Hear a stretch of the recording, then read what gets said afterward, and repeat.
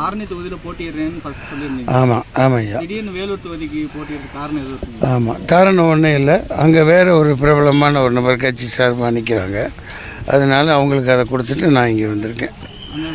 எனக்கு பிரபலம் யாருன்னு தெரிஞ்சுக்கலாம். அது சொல்லிட்டா எப்படி, அது நீங்களே தெரிஞ்சுக்குவீங்க. ஆமாம் சார், அவரும் ஒரு சினிமாவில் இருக்கிற முக்கியமான பிரமுகரா இல்லை இல்லை பொது வாழ்க்கையில் இருக்கிறவங்க ஒரு ஆள் வரும், பயங்கரமானவங்க. ஆமாம் ஐயா. 5 தொகுதிகள். எந்தெந்த தொகுதிகள் சொல்லுங்கள்? ஆரணி, ஆமாம், வேலூர், ஸ்ரீபெரும்புதூர், திருவண்ணாமலை, திண்டுக்கல். ஏன் கள்ளக்குறிச்சி ஏன் விட்டீங்க? கள்ளக்குறிச்சி. ஆமாம், 6 தொகுதிகள்.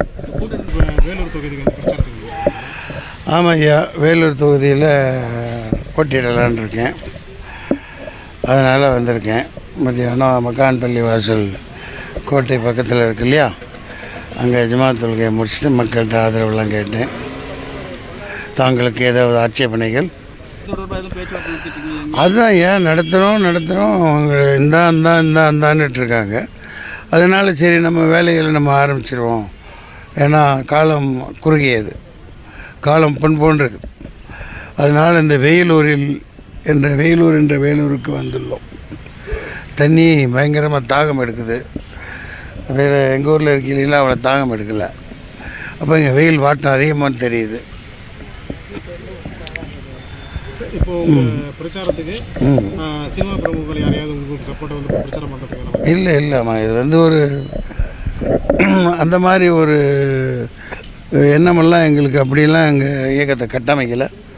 அப்படி ஒருத்தர் வந்து பேசணும், பிரச்சாரம் பண்ணி தான் மக்கள் கேட்கணுங்கிறதெல்லாம் கிடையாது. அவங்கெல்லாம் தெளிவாக இருக்காங்க. என்ன சொன்னதே சொல்லிகிட்டு இருக்காங்க. 70 வருஷமாக ஆள்றாங்க, 150 வருஷமாக ஆள்றாங்க. அதே ஆண்டவங்க, அதே மோண்டவங்க, அதே பேண்டவங்க மறுபடியும் வந்து நிற்கிறாங்க. பாலாறும் தேனாரும் உள்ள தண்ணியை காணாம பாலாறில் டேம் கட்டிட்டான். ஆந்திராவில் திராவிடம் பேசுகிறாங்கல்ல, அப்போ திராவிட புடலங்க எடுத்து அவனை அடிக்க வேண்டியது தானே. ஏன் கட்ட விட்றீங்க? ஆறு தண்ணி நிப்பாட்டலாமா? டேம் கட்ட விடலாமா? அது கடைசி பகுதி போகிற வரைக்கும் எல்லாத்துக்கும் சொந்தம் இல்லையா? ஏன் கட்ட விட்றீங்க? அதில் எங்கே போச்சு உங்கள் திராவிடம்? ஏகப்பட்ட பிரச்சனைகள் இருக்குது. அது என்னத்தை சொல்கிறது? தண்ணி ரொம்ப அவசியமானது, இயற்கையானது. அதை கொண்டு வர இத்தனை வருஷமாக பண்ணாமே இருக்கீங்களே. சும்மா ஓட்டுக்கு 500, 1000, 2000 கொடுத்துட்டு ஜெயிச்சிட்றீங்க.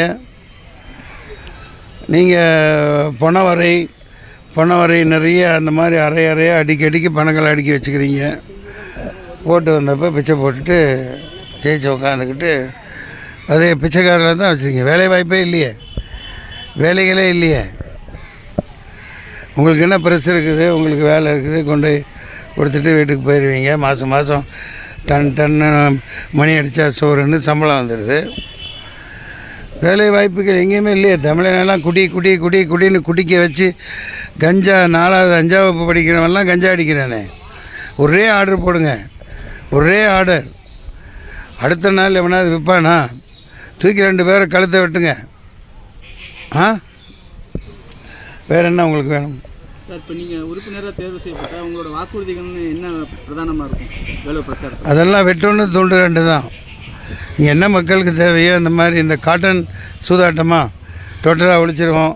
தண்ணி கொண்டு வரணும், இன்னும் இயற்கை இதெல்லாம் மேம்படுத்தணும்.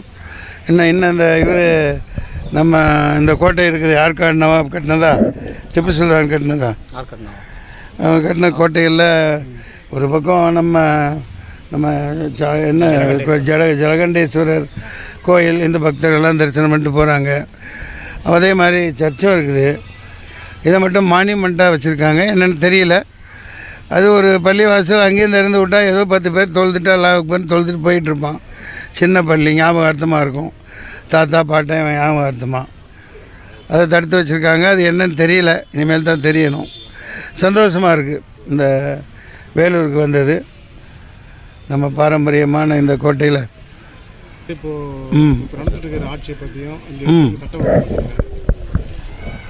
சார், நான் யாரையும் குறை சொல்லி ஒன்றும் ஆக போகிறதில்ல. உங்களுக்கே தெரியும், மக்களுக்கு தெரியும்.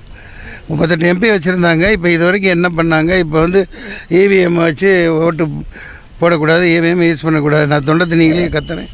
4 வருஷம் முன்னாடி போய் டெல்லியில் போய் போராடினுங்க.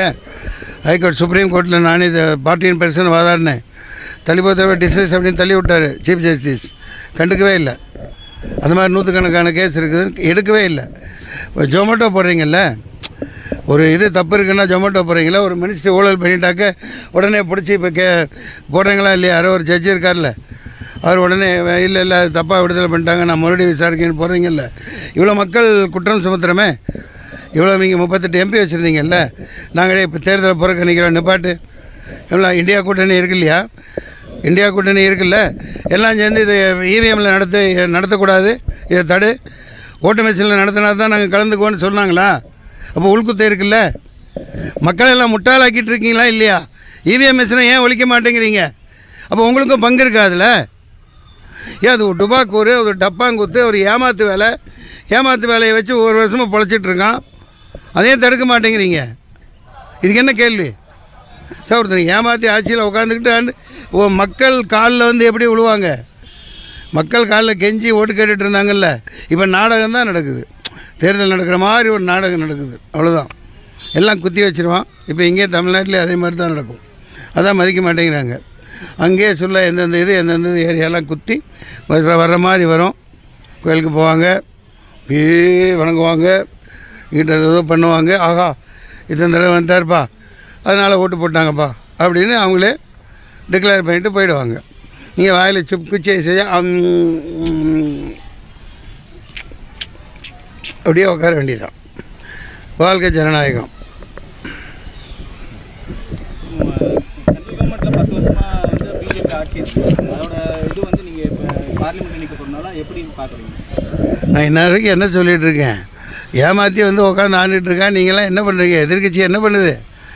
நான் ஒத்த ஆள், நான் போய் பார்ப்பேன், ஷார்ட்டேஜ் சொல்லட்டுவேன். அதுக்கு தான் நிற்கிறேன். மக்கள் நம்பி ஓட்டு போட்டால் கண்டிப்பாக ஜெயிப்பேன், நான் போராடுவேன், நான் விடமாட்டேன். ஆமாம் சார், எவ்வளோ பெரிய அயோக்கியத்தானே, எவ்வளோ பெரிய முள்ள மாதிரி தானே பத்திரிகை 4வது தூண்கள் தானே. நீங்கள் கேள்வி கேட்க மாட்டேங்கிறீங்க சார். நான் இப்படி சாப்பிட்ணுங்கிறேன், அப்படிலாம் சாப்பிடக்கூடாது, சோத்தை எடு, இந்த இப்படி சுற்றி இப்படி தான் சோறுதிங்கணும். இந்த மெஷின் நல்லா இருக்குது, எதுக்கு வெண்டைக்காய் வேணாம், சும்மா பேப்பரை கொடு, முத்திரையை குத்தி உள்ளே போட்டு போகிறோம். அதில் உனக்கு என்ன போகுது? ஏன் இந்த ஏமாத்து வேலை? ஏன் இந்த அயோக்கியத்தனம்? இந்த பொழப்பு பழக்கிறதுக்கு எங்கேயாவது நாண்டுக்கிட்டு சாவலாமே. கேவலமாக இல்லை உங்களுக்கு? எதிர்கட்சியில் குறை சொல்கிறேன் நான். உங்களுக்கு என்ன வேலை? உங்களோட இது என்ன? தடுக்கணுமா இல்லையாங்க? அப்போ என்ன உள்குத்து இருக்குது? எதிர்கட்சிகள் சரியாக செயல்படணும்னு சொல்கிறீங்க. நான் கேட்குறதுக்கு என்ன? உங்களோட பத்திரிக்கை ஏதாவது கேட்குறீங்களா? பத்திரிக்கை கேட்குற ஒரு தடவை ஒரு தப்பு நடந்திருக்குல்ல, தப்பு நடந்தாக்க ஒரு விசாரணை பண்ணுறீங்கல்ல, இத்தனை நாடே கொந்தளிக்குதில்ல, லட்சக்கணக்கான வழக்கறிஞர்கள் போராடுறாங்கல்ல, ஏன் தடுக்க மாட்டேங்கிறீங்க சார்? நீங்கள் ஏன் சார் கேள்வி கேட்க மாட்டேங்கிறீங்க? சக்தி இல்லையா? எல்லாமே அதானி அம்பானி ஆளுகளா? என்னமோ பண்ணுங்க போங்க.